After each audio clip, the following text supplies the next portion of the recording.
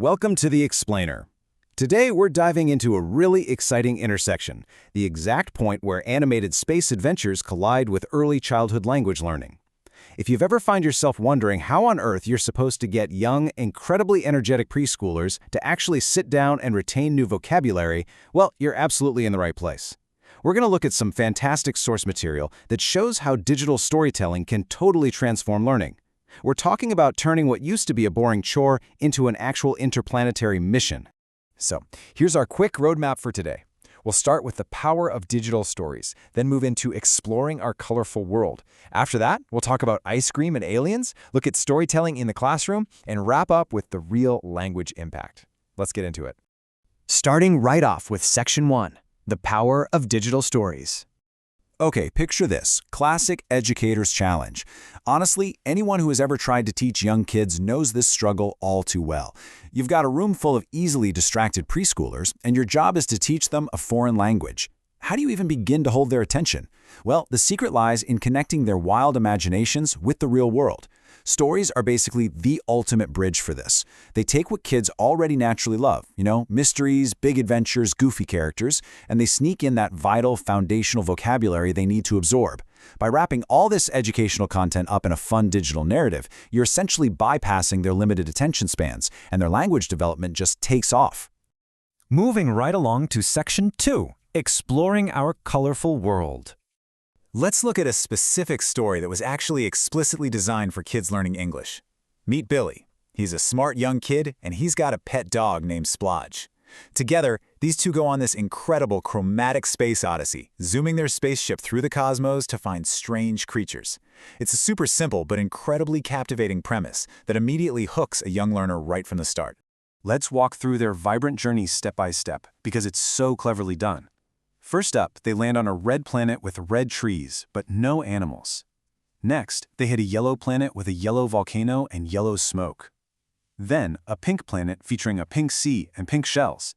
After that, it's a blue planet with a blazing hot blue sun and a blue desert. Finally, they land on this freezing cold green planet where, bam, they get a huge scare from a roaring strange creature. They totally panic and rush all the way home to Earth, which beautifully features all of these colors together. This whole sequence is just brilliant. It uses repetition to systematically reinforce color vocabulary before delivering this massive, satisfying payoff on the green planet and back home on Earth.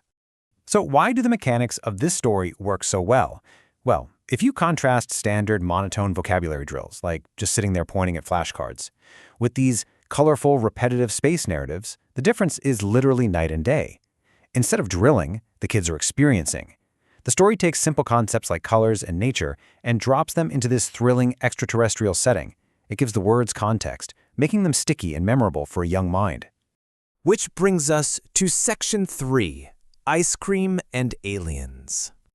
Let's add another character to the mix. We can contrast Billy and Splodge's familiar, earthly perspective with Neela.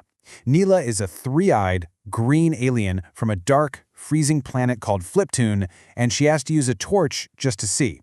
By bringing in these wonderfully distinct visual elements, a relatable boy and his dog, right next to a multi-eyed alien, the material just instantly sparks a child's curiosity. And the narrative here is just a total delight. So there's a mishap with the torch batteries, and Billy and Splodge get beamed over to Fliptoon. Once there, they realize the entire planet is made of unmeltable ice cream because it's just so cold. How do they fix it? Billy speeds all the way back to Earth, angles his bedroom mirror out the window, and bounces the sun's rays across space back to Fliptoon. I mean, it is a wonderfully absurd but perfectly logical plot if you're a child. It keeps them entirely invested in the adventure while they are effortlessly absorbing the English language. Okay, on to Section 4, storytelling in the classroom.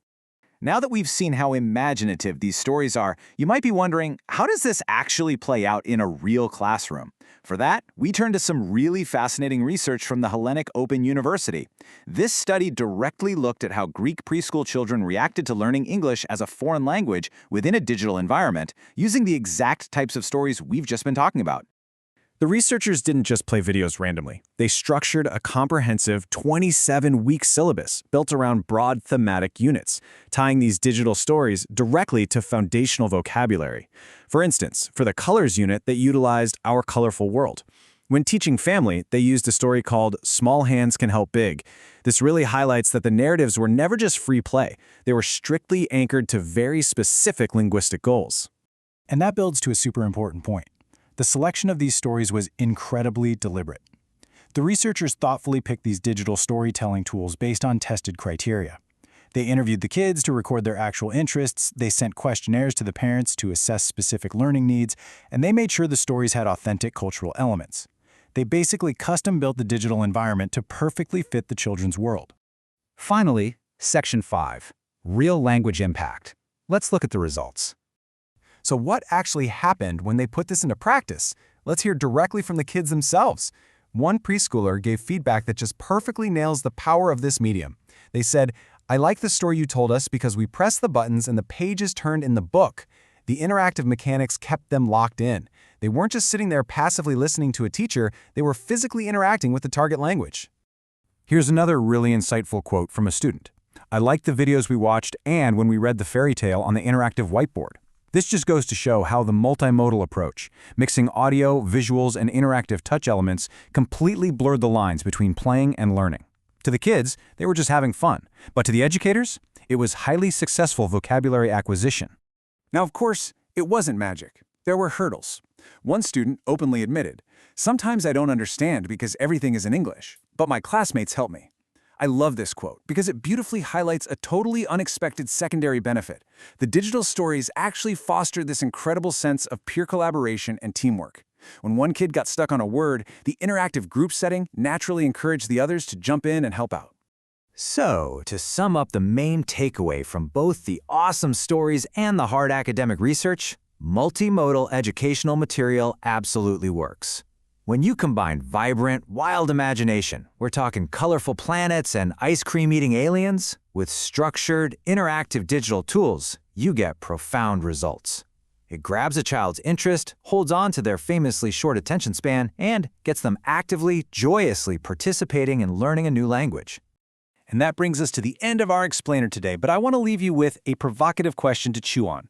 As technology continues to evolve at lightning speed, how can we further bridge this kind of digital imagination with foundational learning? I mean, if a simple animated spaceship can successfully teach colors and teamwork to a room full of energetic preschoolers, just imagine what the future of early childhood education might actually look like. Thank you so much for exploring this fascinating topic with me today. Keep learning and keep wondering.